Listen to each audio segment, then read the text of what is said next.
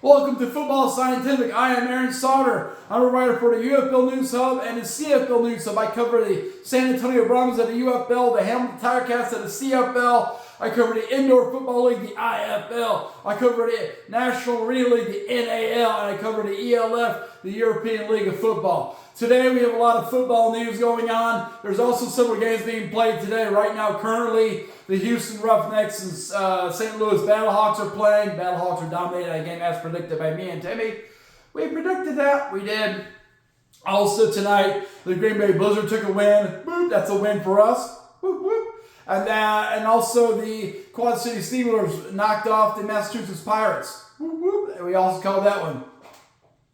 The only we got wrong so far tonight is in the NAL. The Carolina Cobras bounced back from getting shut up by Columbus last week, and they ended up beating the Columbus Lions in Carolina. So that tells me a couple different things about the NAL. I'm kind of learning about the NAL as we go. That's my least experienced league in terms of making predictions. So I'm learning some things about it. First, I learned that while I was watching the game, the Carolina Cobras got a new quarterback. They got a quarterback who used to play at East Carolina, was a very good quarterback at the college level. They upgraded their quarterback position, which probably triggered them winning this game. But also, they're a much different team at home versus on the road. And it's telling me that I have a theory that winning road games in NAL is very tough because travel conditions are tough. You may not even get all your players there. Colorado Spartans, last time they played Omaha Beef, I believe, and they did not get all their players to the game. So for whatever reason, jobs or whatever, with that lower level of football, it's hard to predict what's going to happen. NAL is probably a little more closer to semi-pro down to, UFL pro football. So you get some issues, you get some fluctuations going on. So that definitely happened tonight. The new quarterback of the Carolina Cobras looked really good. He's hard to tackle. Columbus Lions came out and played tough, but definitely the Carolina Cobras looked a lot better at home than they do on the road. As I saw that quarterback change, I started looking at the transaction in NAL, and I realized that league is a revolving door of personnel. In the last week, every team has, gained and lost a large number of players. There's been a lot of player fluctuation, okay? So that's probably one reason it's hard to predict what's happening there. The rest of our predictions were good. UFL, we're going to be 1-0. IFL, we're 2-0 for the weekend. NAL, we're 0-1. Hopefully we'll go 2-0 tomorrow and get back to a winning record there. That'd be awesome. But I just know that flow of players is crazy. That's one reason it's hard for me to go speak specifically about players. There's some people who do that, but there's so much fluctuation that I think I would be wrong on a lot of things in terms of personnel, And I don't want to put out misinformation. I'm not one to lie about things.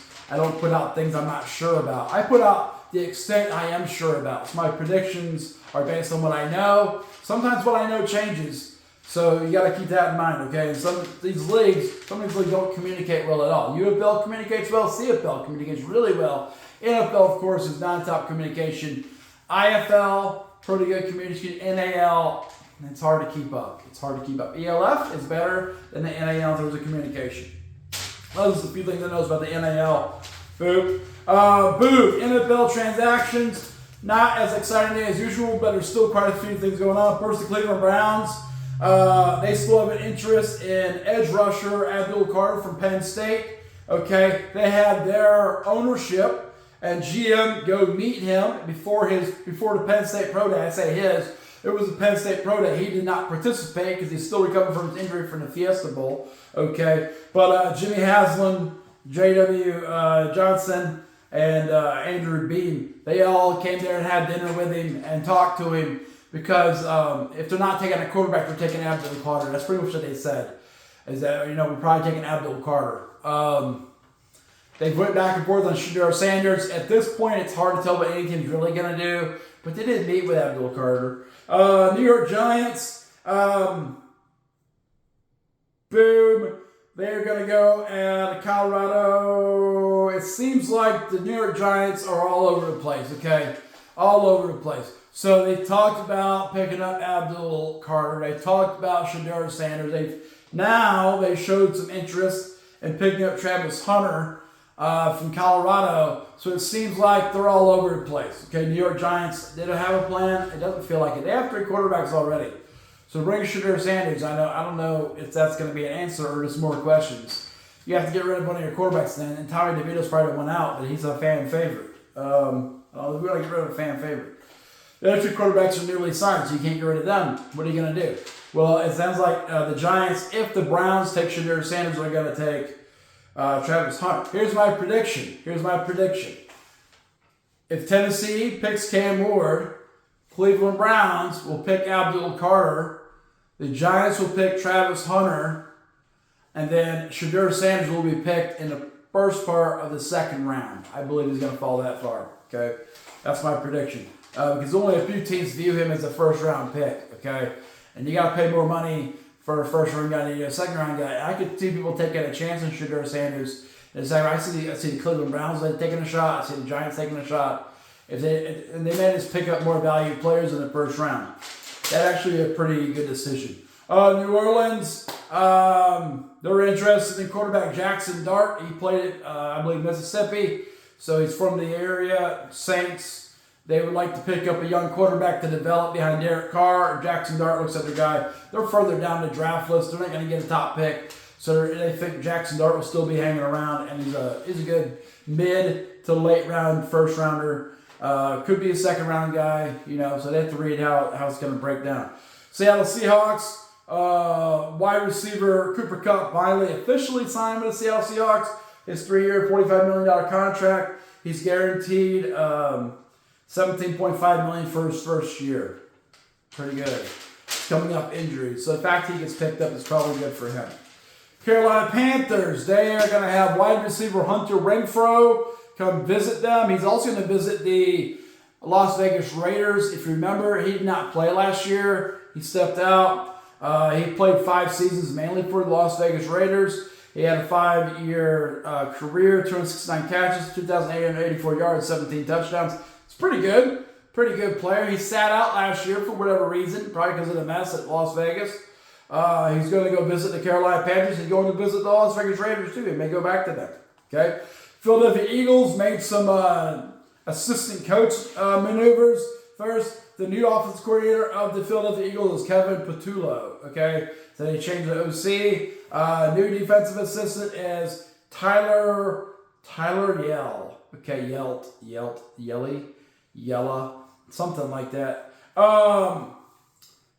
Scott Leffler is the new quarterback coach, and new passing game coordinator is Parks Frazier. Okay, Parks Frazier. So they made some adjustments. Their head coach is still the same. They won a Super Bowl last year. They're just keeping up with the times, trying to keep things fresh, I guess. That's good. Good for them. New England Patriots, they have released linebacker Jawan Bentley. Okay, he's been a 7-year part of the New England Patriots, 3-time captain. He got injured last year. He tore a pec in week 2. Missed the rest of the season. He announced last weekend that he is fully recovered from that. He's been fully cleared. He thought he was going for the Patriots. They cut him. That's going to save him $4.6 million in their salary cap. Okay, that's why they cut him. Next, New England Patriots. They officially signed wide receiver Stephon Diggs to a 3-year deal. He's still recovering from the knee. I guess he's saying he's going to be fine, but they do have an injury contract where they save a lot of money if he ends up being hurt. So they'll save $69 million. Quickly becomes $26 million for 3 years if he's injured still. Las Vegas Raiders, as I mentioned, Hunter Renfrow is going to go visit them and the Carolina Panthers. So we'll see what happens. Boo! There's some rumblings in the NFL that the Tush Push of the Philadelphia Eagles, the Buffalo Bills use it. This quarterback sneak where the running backs push them forward. Okay, which is a wedge. It's like a super wedge play. You run a wedge, everyone blocks down, you make a wedge, you drive forward. Usually, that's the play. Single wing teams, double wing teams, wing T teams use it all the time. Okay, high school level, youth level, college level, pro level now, but they have the extra pushers behind. So they're going to get rid of the extra pushers behind, which in my mind is not a huge deal. Okay, if you have a good wedge team, you're still going to get tight splits. You're going to drive forward, drive your feet, and it's the same as getting the push from behind. People think it's dangerous, though, because they're propelling them forward. I think they're going to find out, unless you just completely take away the wedge play, which would be totally garbage. it's still going to be a tough play to stop. The wedge is tough to stop. You have to overpopulate it. You have to submarine it. You have to get them to stop their feet to stop the play. That's how it is. Digressing, last year we played a team, I was at Grace Baptist, good defensive coordinator. They ran the wedge. They do this thing where the quarterback in the shotgun, he'd run up and get our center, they'd run the wedge. And all we did was we sent 5 to the middle. We knew as soon as he walked up, he's going to run the wedge. We ran 5 to the middle. They ran it one time. We blew it up. They didn't run it ever again. That's what you got to do to beat the tush push. Don't ban it. That's lame. Don't ban the tush push. Just beat it. Beat it by getting more people to the point of attack. Okay? That's how you beat it. But NFL people, they're being soft right now. They're being soft right now. And they're not willing to do what they got to do to beat that play. From a fundamental standpoint, from a football coach standpoint, just overpopulate the area and make them go outside. You've killed the tush push then. They don't do it. I don't know why. Okay, Penn State, edge rusher Abdul Carter. He is confident he'll be drafted in the top 4 of the NFL draft by somebody. Cleveland Browns probably. But the teams he expects to be drafted by are Tennessee Titans, Cleveland Browns, New York Giants, or New England Patriots. That's the top 4 teams. That's the only teams he's going to visit. That's the only team he's paying visits to. He's pretty sure one of them's going to draft him. Okay, even though he has an injury thing, I wouldn't draft him with the injury thing. I'd pick up another guy. I don't know. I'm iffy like that. If you have a history of being injured, I don't really want to mess around with you trying to pay you early first round money. I would rather pay someone else and get more mileage off of them, without the injury. That's me, though. You're kind of a jerk. Thanks, Timmy. I guess I'm kind of a jerk. I just don't want my guy to be injured the whole time. And once you get injured a few times, it's easy to kind of cascades. It builds up, and you get injured a bunch. You don't know that. I do know that. I've been in football for a long time. You get hurt, and it starts multiplying. But this guy might be different. That's true. He might be different. You're right. Okay. All right. Las Vegas Raiders, they have signed linebacker Devin White to a 1-year contract. Boo. Here's some bad news for the NFL. Former NFL running back for Arizona Cardinals, LaShawn Johnson, got charged with a massive dogfighting ring. He had 190 pit bulls that were confiscated by the FBI. The source on that is TMZ. He went Michael Vick style, but way more than Michael Vick. What's up with messing with dogs? Why are we being mean to dogs? That's not cool. Okay, why are we making dogs be all vicious and stuff? That sounds lame. Okay, quit being mean to animals, everyone. Be nice to animals, okay? Be nice to animals. That's right. I don't yell at you. That's right. Be nice to me. I'm an animal. Yes, that's right. Okay, all right. Atlanta Falcons signed tight end Tegan Quitoriano. Tegan Quitoriano. He's going to be a role player for him, I'm sure. Detroit, if he makes the roster. Detroit Lions re-signed offensive lineman Kayode Amasiba. Okay, they re-signed him, so I'm sure he's a key player for them. They also announced the Ford Motor Company extended their naming rights for Ford Field, so it'll be Ford Field until 2036. So until 2036, it's going to be Ford Field. Corky, do you have any thoughts about that? What were they going to call it if they didn't call it Ford Field? They're going to call it Motor City Field, Little Caesars Field, Bullet Holes Field. You can't say that. You can't say that, Corky. You can't call it Bullet Holes Field. It's in Detroit. There's bullet holes. It's nasty. It's a dirty city. It might be a dirty city, but they're cleaning it up. It's getting better. And Ford doubled down. They're going to keep the naming rights. Tim Hortons Dome. It could have been that, I guess. Ford Field. Sounds better, though. It has alliteration. Everyone likes alliteration. That's right, Corky. When did you learn the word alliteration?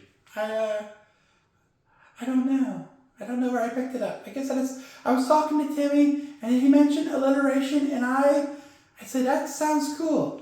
What are you talking about? Why are you being mean? I'm not being mean. I said, you had a good idea, call it alliteration. Don't make me hit you.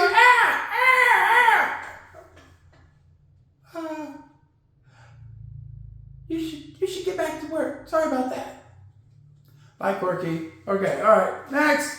The Green Bay Packers signed linebacker Christian Welch. Jacksonville Jaguars signed offensive line.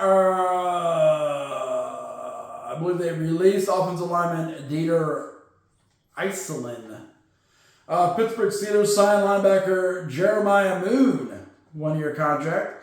Another leadership change. Green Bay Packers hired Kevin Manera as a general counsel. He had previously been the general counsel for the Arizona Cardinals since July 2023. And before that, he was the senior VP and general counsel for the Las Vegas Raiders. They're just trying to get some different blood in there for their program, I guess. Okay. Baltimore Ravens, they reached a 3-year agreement, 3-year contract extension for head coach John Harbaugh. He's going to be there until 2028. That's good for him. He's making the playoffs. They got things rolling right. They keep winning some games, winning the division. As a Bengals fan, I don't like to see it, but I understand, and it's good they rewarded him for his success. New England Patriots, like I said, they had wide receiver Stephon Diggs. They signed him. He says he's ahead of schedule, but he's recovered from the knee. It's not done yet, okay? So it's not done yet, okay? Dude, let's go back. We're going to piece this together real quick. We can piece this together real quick. Something happened. Okay, so I have 2 different reports. Let's see. This is not good. This is not good TV. But I have 2 different reports. Let's look. Okay, so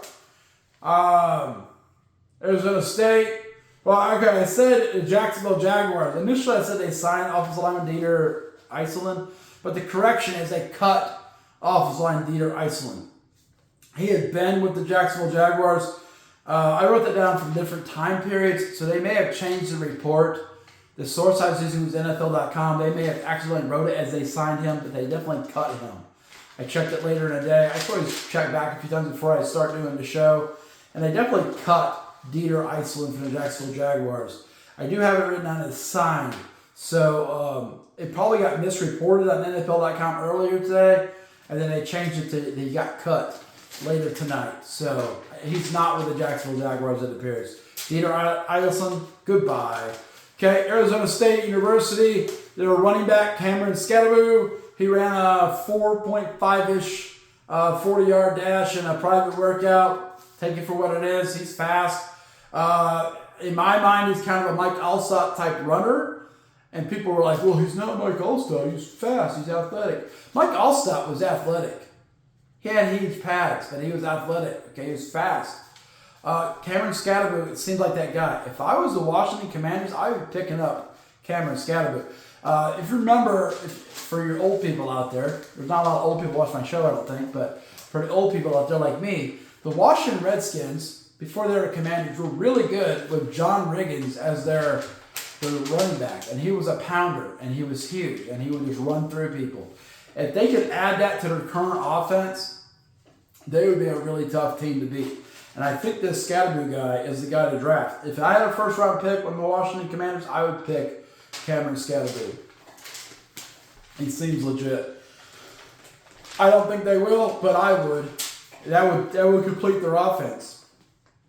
And I believe they'd win a Super Bowl if they did that. Okay? All right. In the ELF, the Stuttgart Surge, their kicker, remember? Their kicker, Danny Craig, he got signed by the Falcons after the NFL International Players Workout type thing, Performance Day or whatever. He got signed for a 3-year contract with the Falcons. That's huge for a German-born kicker, okay? But I read an article today, the Stuttgart Surge they're building up their defensive line. They added a few guys. They added Robert Lockman, who played for the Hamburg Sea Devils and for the Tyrol Raiders. They added Berend Grube, who has played 45 ELF games. They added Dominic Siegel, who had won an ELF championship with the Vienna Vikings in 2022. So they're adding a lot of people to an already good defensive line. So they're looking to build a dominant defensive line. And that might be what pushes them over the edge. Last year they had a bye. They were the number 2 team during the season in ELF. Vienna was the top record. Stuttgart, the best team was Rhein Fire. Nordic Storm's probably going to be really close to the top. But the Stuttgart Surge, they got their offense clicking, and now they may have their defense clicking. They might be really good this year.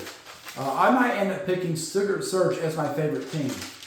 I was kind of going to go with Nordic Storm because I like Denmark, but you know how it goes. I don't know. All right, and then UFL news, they're playing right now, so it looks like the labor thing did not fall apart. They're not showing The Masked Singer on Fox. Okay, so it seems like they're playing football. That's good. Oh, sort of. The St. Louis Battlehawks are playing football. I'm not sure what the Houston Gamble Knights are doing. Okay, I mentioned I thought they were going to have a rough season, and they are. The Memphis Showboats have talked about their quarterback situation. E.J. Perry will start for the Memphis Showboats on their game against Michigan Panthers on Sunday. But quarterback Troy Williams will be getting in as well and showing what he has. They don't know who the quarterback's going to be yet for the Memphis Showboats. And probably, Troy Williams, he was the cleanup guy last year for Case Cookies. He probably got hit a lot, just like Case Cookies. He probably isn't real excited to lead that offense. So E.J. Perry's like, I'll go first. And Troy Williams is like, I'll go sometime. So we'll see. They're not fighting over that position, I don't think. They might be competing for it, but they're not fighting over it. Arlington Renegades quarterback Luis Perez, he released a book yesterday, The Spring King. His whole career has been off being good at spring football and being on practice squads for the NFL.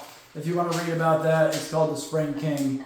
DC Defenders offensive coordinator Fred Case. There's been a lot of rumors that Reggie Barlow going to Tennessee State was going to gut their staff. Well, offensive coordinator Fred Case says, hey, we're just focused on winning a UFL championship. We're just going to focus. He wants to focus on running the offense for DC. They want to win a championship. So I predict they will not lose any more coaches until after the season is done. Probably right after the season's done, they'll all go to Tennessee State. But Tennessee State's already in their spring ball, I believe. So they've already missed the window for replacing all the coaches. So I'm sure those guys will finish the UFL season and then they'll move on. So it's nice to have some future plans. And then also another thing that happened, Birmingham Stallions, I've been mentioning Skip Holt said he was going to play, both Alex Magoo and Matt Corral evenly. Well, he changed his mind. Skip Holt said today that Alex Magoo is the starter for the season and that Matt Corral will be a backup. Very similar to Adrian Martinez beating out Matt Corral. I think Matt Corral's probably got to take a long look at himself and say, do I need to keep playing football? I don't think so. But Alex Magoo is going to be their starter. You probably will see some Matt Corral. I'm excited for tomorrow for the Brahmas playing. I have the Brahmas going to win that game 19-10. I've been pretty good so far. I lost the one game tonight with Carolina Cobras coming back hard. I didn't know they changed their quarterback. It's hard to differentiate. Like I couldn't even find that quarterback's name in the transactions list. It's just a mess. That's one thing I find annoying is that these pro leagues don't always update their personnel and stats. Like the IFL, they changed their stat system and I got no stats. So if I'm trying to break down, my picks, I'm trying to look for trends and break down my picks, I'm kind of shooting in the dark because they don't have their stats. In the past, they've had stats like this the next day, but they haven't had stats so far. So it's really hard to predict trends. NAL keeps really bad stats. They're really delayed and their transactions seem delayed. So it's hard to keep up with things in NAL. As a hardcore coverage person, it's just frustrating to keep up with those leagues. The ELF does a really good job of communicating everything. CFL, UFL, NFL, they're awesome. But these indoor leagues, they tend to struggle at keeping people updated. They're very delayed. Very similar to the Hamilton Tiger Cats. Hamilton Tiger Cats are very delayed on their announcements of players and stuff like that. I just think it's poor media relations. Why don't you just announce it? Why are we waiting a week to announce it? What's the benefit of that? I don't see one. That's why I use the CFL transactions list. That's why I use the sources I use. Are they wrong sometimes? Occasionally, but usually not. They're usually not wrong. Most of the time they're right, and my picks reflect that. So don't gamble, but my picks would be pretty strong so far. I probably would have lost that Green Bay game because there was a 5.5 point favorite. I picked that, and they won by 5 exactly. And there was definitely over on that one. So, maybe I took an L on that, but I didn't gamble on it, so I didn't take an L. I predicted Green Bay was going to win the game. Corky, got any closing thoughts? I think if you like the video, just like the video if you want, and then subscribe to the channel so you can get all our videos. And enjoy watching football this weekend. It's kind of back in the full swing. And Timmy, are you okay? I'm fine. It's not as bad as last time, Corky. I'm okay. That's good. I'm sorry I hit you again. It's okay. Let's hug. Okay, guys. You guys made up. Good job, Quirky. Thanks. And good job, Timmy. Thank you. We'll be back tomorrow for another show. And check out my articles on CFL News Hub. I put some signings on there yesterday, and then I put a game preview of the San Antonio Brahmas game. I mentioned their quarterback situation and their defensive front seven and how they need to win that game against the Arlington Renegade. You should read the article. There's also more articles on UFL News Hub. Check them out.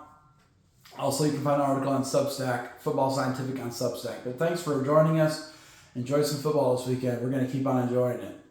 Bye-bye. Bye-bye. Bye-bye. Have a good night. Thanks for joining some Football Scientific. Subscribe to the channel. Like the video. If you like it, if you want me to add something, let me know. Chat. Hit me up in the chat. Let me know what we want to see. We can customize the show to your taste, whoever you are. Thank you.